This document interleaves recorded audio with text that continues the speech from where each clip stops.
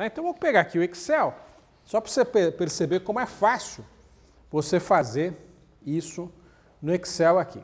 Então, aqui eu coloquei até aquele primeiro projeto aqui, que seria aquele você emprestar 1.000 e receber 2 parcelas de 670. Né? Vou te aumentar aqui um pouquinho para ficar mais fácil de você enxergar. E já vou fazer esse que a gente está propondo aí. Ok? Então, o que eu fiz? Escrevi os valores, né? E aqui não vai ser necessário para o cálculo, mas aqui eu poderia colocar os períodos, só para ficar claro. Mas o Excel ele já sabe que se tiver os dados, né, empilhados aí em células que estão uma em cima da outra, ele sabe que a primeira vai ser o período 0, o segundo vai ser o período 1 e assim por diante. Tá? Ok? E aqui eu tenho a fórmula, né? Então, deixa eu entrar aqui. Se você for numa célula e pressionar F2, ele mostra para você a fórmula que está sendo usada. Então, como é que eu calculo a TIR usando o Excel? Igual a função TIR, né, de taxa interna de retorno, abre parênteses, e a faixa de células que compõe o seu fluxo de caixa, na ordem. Então aqui, veja, aquele 1.000 menos 1.000 aí está na célula D4, e eu estou indicando que é de D4 até D6. Tá?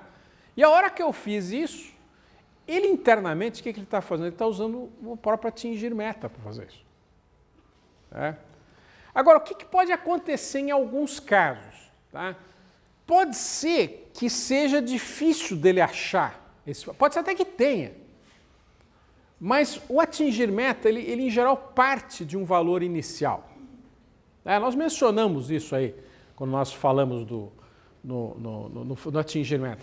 E às vezes pode ser que ele vá para um outro lugar, ele não consiga chegar naquela meta que você está tentando atingir aí. Então, no caso específico da taxa interna de retorno, ele parte de um valor inicial que é 10%. E tenta achar essa taxa mais próxima de 10%. Mas se você já sabe que essa taxa ela é maior ou é menor, você pode introduzir um parâmetro adicional nessa fórmula, que é a taxa a partir da qual ele vai procurar. Nesse caso aqui deu o mesmo resultado, porque eu pus o 10%, que é o que ele está achando aí. Mas pode ser que se você tiver problema em achar a fórmula, a taxa, e você já sabe que é um investimento convencional, sabe que tem a taxa, tem uma só. Tá?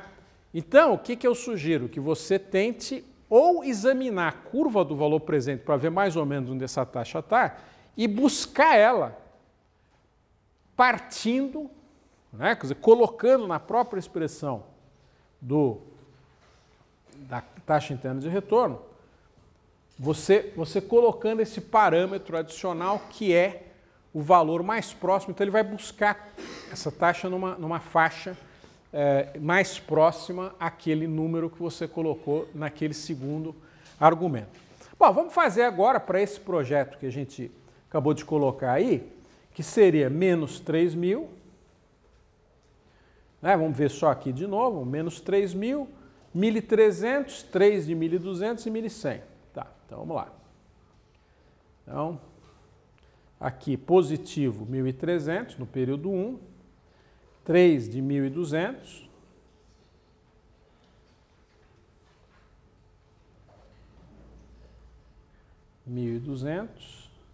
e 1.100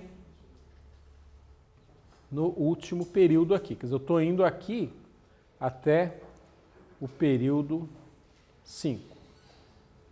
Né? Então, veja, o que eu vou fazer aqui? Ó? TIR, e vou marcar essa faixa de células aqui, fecha parênteses, está aqui, em torno de 30%. Veja que se eu quiser mais casas decimais, eu vou colocar aqui. Né? Então, com 100 decimais, é 30% arredondado. Se eu quiser achar mais precisamente, seria 29,51%. 2. Ah, mas é única essa taxa? É, porque esse projeto é convencional, esse investimento é convencional. Só tem uma mudança de sinal aí. Tá? Ok? Veja, na próxima aula a gente vai pegar vários problemas, onde eu vou tentar pegar situações talvez um pouco mais complicadas aí para a gente poder ver o que pode acontecer, até para você poder usar depois no seu estudo de caso. E nisso a expectativa é que você consiga aprender com mais facilidade os conceitos. Né? Bom, vamos lá. Tá, aqui mais um videozinho que eu pus lá, esse é um vídeo até que eu tenho bastante acesso na internet aí, que é um vídeo onde eu falo um pouquinho mais sobre a taxa interna de retorno aí, tá? Mas eu sintetizei praticamente as ideias principais aqui.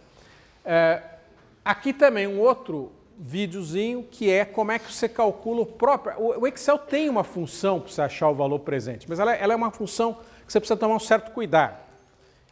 Quando a gente for resolver os problemas na aula que vem, eu não vou usar essa função. Eu vou usar um outro procedimento que evita certas dificuldades. A função eu vejo que muita gente no mercado usa errado a função do Excel, porque às vezes não explica direito como é que ela tem que ser usada. É uma função que chama VPL. Tá? Mas por algumas dificuldades aí, você vai ver que você precisa tomar um certo... ou você sabe usar ela, tá? Só que de repente você sabe aqui, mas daqui a 2 ou 3 meses você esqueceu, você vai usar achando que você está usando um jeito, não está.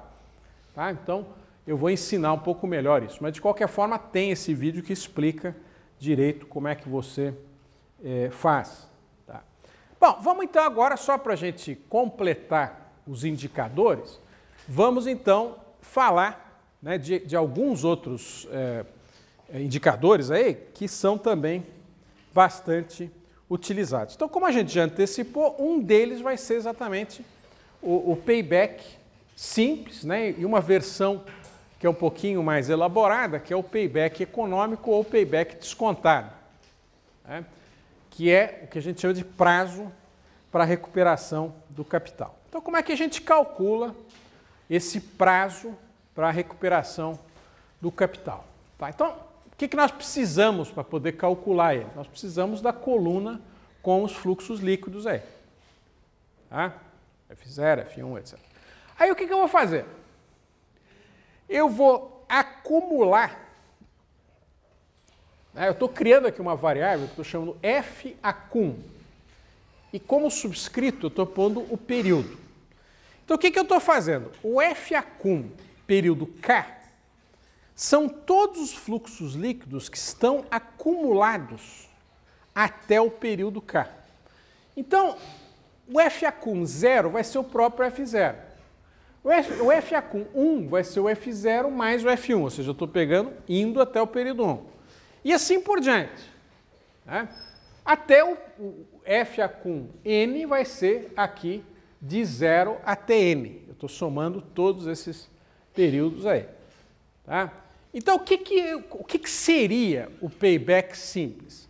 Seria o número do período em que ocorre o primeiro F_acum, né, o soma acumulada aí dos fluxos líquidos, positiva.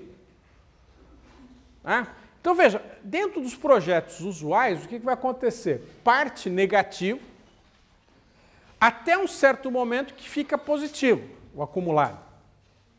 Então, nesse momento, o raciocínio do investidor é mais ou menos o seguinte: eu consegui recuperar aquilo que eu investi, nominalmente, pelo menos. E todo investidor, pensando no risco, né, ainda mais na situação brasileira, aí o cara pensa, pô, quanto mais rápido, melhor.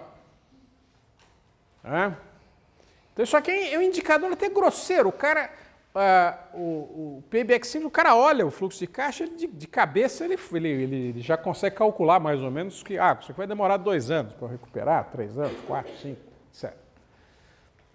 Então, vai ser o número do período em que ocorre o primeiro fluxo acumulado maior que 0.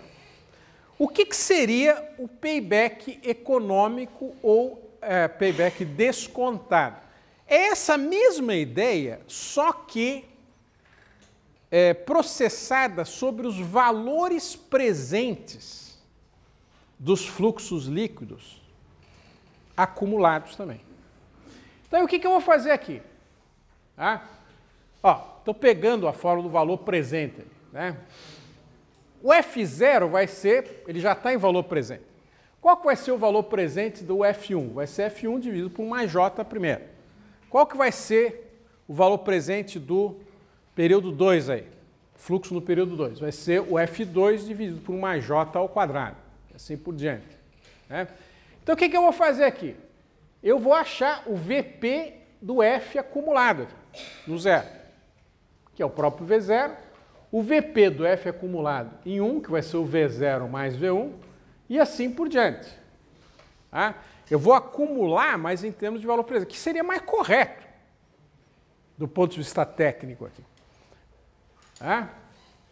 E aí, qual que vai ser o payback, né? O prazo para recuperação do capital nessa situação? Vai ser o número do período em que você vai ter o valor presente acumulado positivo. Esse é o primeiro período que vai ter esse valor acumulado positivo aí.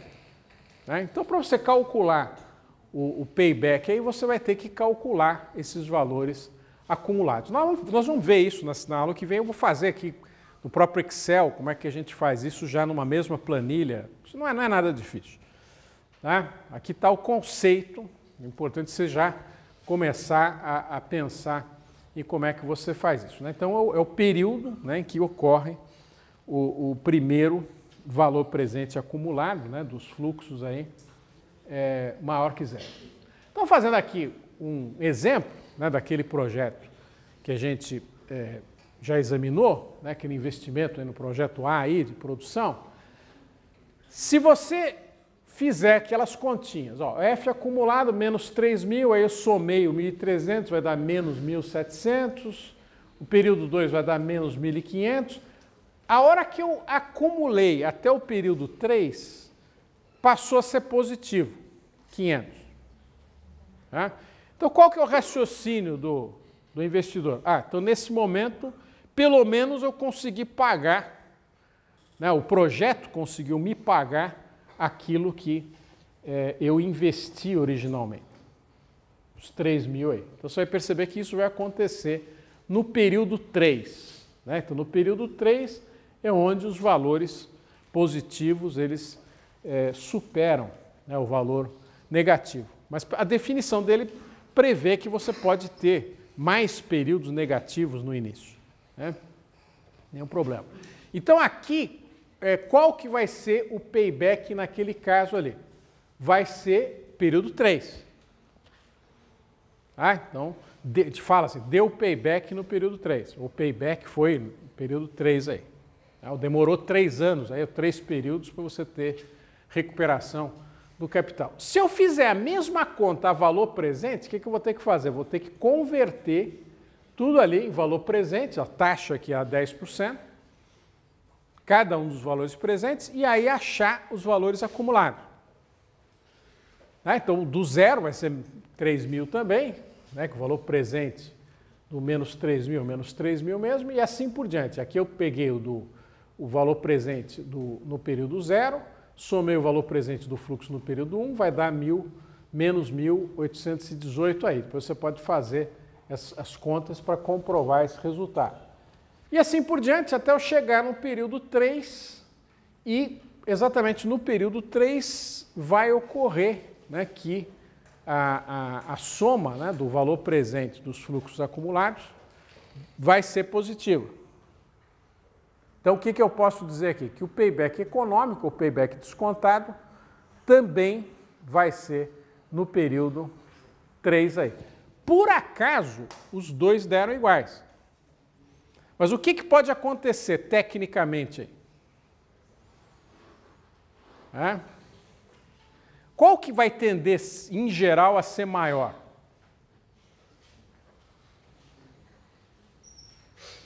Então, a primeira coisa que você tem que enxergar é que nunca o payback econômico, se estiver realmente usando uma taxa positiva, que é o usual, ele nunca vai ser mais rápido do que o payback simples. No mínimo, ele vai ser igual, como ocorreu aqui. Mas, frequentemente, o que vai acontecer? O payback descontado vai demorar mais para ocorrer. Ou seja, vai ser um número de período, em geral, maior ou igual ao do payback simples, mas nunca vai ser inferior. Tá? Então, importante você entender isso. Né? Pode dar igual, como deu aqui, mas nunca vai ser o caso dele ser payback econômico, né? O descontado dele ser num período anterior àquele do payback simples aí. Né? Então, veja, é um indicador simples, mas é um indicador que muitos investidores gostam. Eles olham e frequentemente os investidores não calculam o descontado, porque ele calcula assim de olho. Ele olha assim, já faz a conta de cabeça e já está, aproximadamente nesse período aqui, vai ser o período do payback. Né? Beleza. Bom, vamos falar agora da relação benefício-custo. Tá? Indicador simples, mas é um indicador que também é interessante. Né?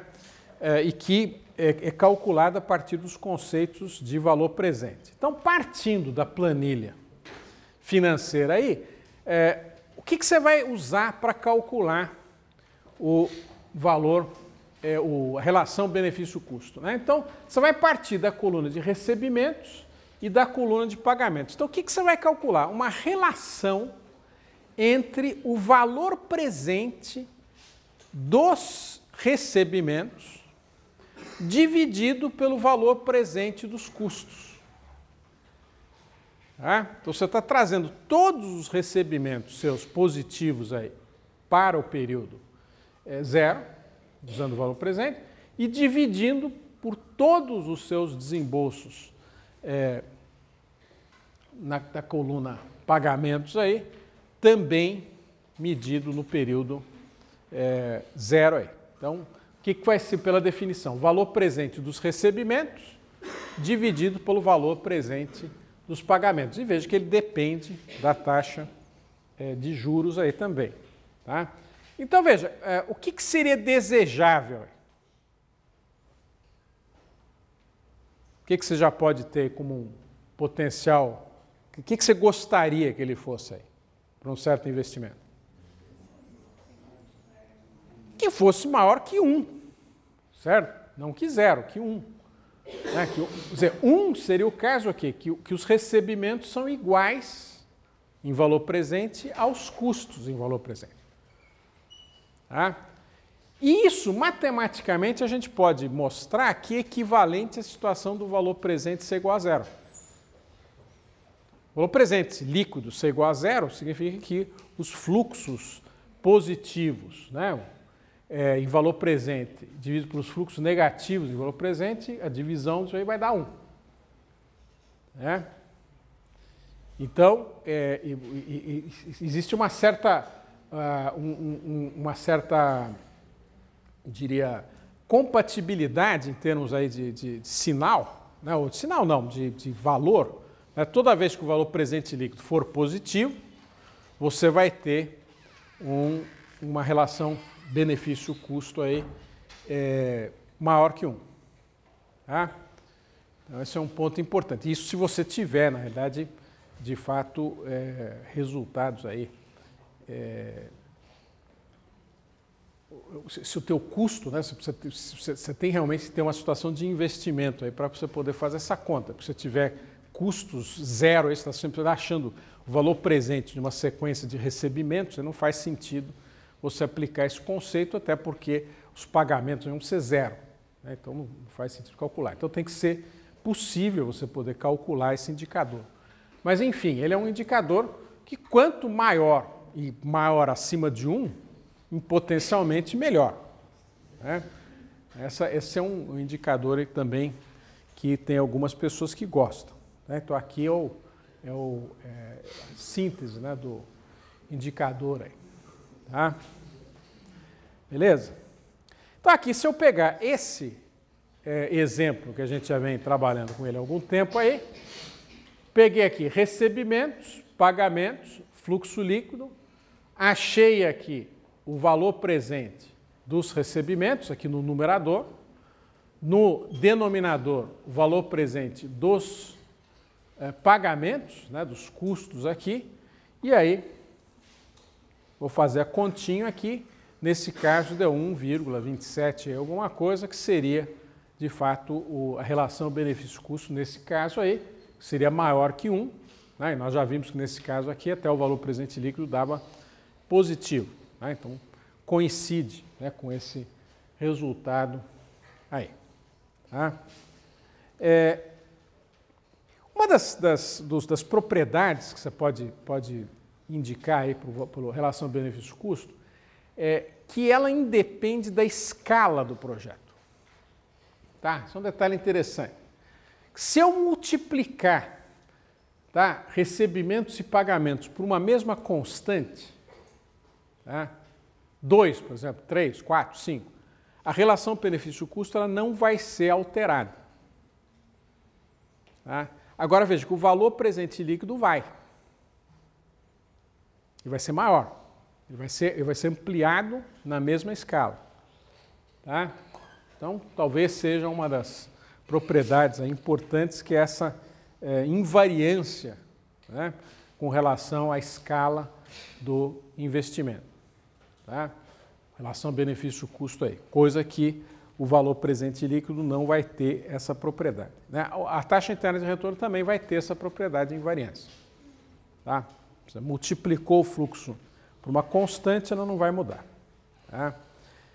Essa seria a ideia. Bom, mais um indicador importante, não tanto para avaliar investimentos, não é tão comum o uso do valor futuro, mas ele acaba sendo usado em outros tipos de raciocínio, né, em matemática financeira. E ele tem um paralelo grande com o próprio valor presente. Tudo que você fala sobre o valor presente, você poderia fazer com o valor futuro, sem nenhum problema, só que não é tão usual. Tá? Então, o que é o valor futuro? Em vez de você estar trazendo os valores da sua sequência de pagamentos e recebimentos, X0, X1, X2 até Xn, para o período zero, o que você vai estar fazendo? Você vai estar levando cada valor ao período n, utilizando a tua taxa de juro, que é o custo de oportunidade. Então, qual que seria a ideia aqui? Eu vou pegar o x0 e vou aplicar o x0 até o período n. Né? Então, o valor futuro do x0 vai ser esse aqui, x0 vezes 1 mais j elevado a n. O valor futuro do x1, veja que eu vou aplicar ele por n menos 1 períodos, até o período n. Então, o que ele vai ser? x1, 1 mais j elevado a n menos 1. E assim por diante, até o xn. Agora, o xn eu já estou recebendo no período n, então não tenho como aplicar ele mais. Então, eu vou somar simplesmente ele sem mais nada. Tá? Então, a ideia do valor futuro é exatamente a ideia de você estar trazendo todos os seus valores para o último período. Ou para um período de referência qualquer. Tá? Ok? Então, essa é a ideia do valor futuro. E veja, esse J que vai aparecer, que as mesmas considerações elas vão se fazer com relação até aquilo que a gente viu para o valor presente de um modo geral. Você poderia achar o valor futuro líquido, sem nenhum problema. E também ele teria que ser positivo. Tá? Se o valor presente líquido é positivo, o valor futuro líquido vai ser positivo também. Tá? Tem uma série de relações que não vou entrar em detalhe aqui, mas que elas vão ser válidas também. Tá? Então aqui o valor futuro então, como indicador. Né? Então aqui você está achando o valor futuro, né, de cada período, né? Então mesma historinha que a gente falou com relação ao valor presente. Então só exemplo aqui, vou pegar esse projeto B aqui, vamos levar tudo a valor futuro. Então o que eu vou ter que fazer? Vou pegar esses 3.000 aqui, menos 3.000, vezes 1 mais 10% elevado à quinta potência, estou levando ele até o último período, E no último período, que já é o período 5 aqui, eu estou simplesmente somando os 6.200, né? E vai dar 1.368,47. Se eu achar o valor presente desses 1.368,47, que é o valor futuro que eu achei, usando 10%, eu vou achar exatamente o valor presente líquido dele. Você pode fazer essa conta, você até pode colocar no caderno. Se eu pegar isso aqui, ó, faça essa conta. Tá? Veja no slide anterior, qual que era o valor presente desse investimento aqui?